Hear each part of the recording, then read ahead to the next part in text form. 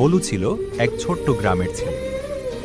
তার গ্রামটা ছিল সবুজ ধানক্ষেত, পুকুর আর বড় বড় গাছ দিয়ে ঘেরা। গ্রামের মাঝখানে ছিল একটা পুরনো বট গাছ, যেটা নিয়ে সবাই বলতো ওখানে নাকি রহস্য লুকিয়ে আছে।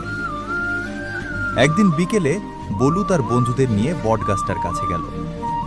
সবাই একটু ভয় পাচ্ছিল, কিন্তু বলু বলল, চল দেখি আসলেই কি রহস্য আছে।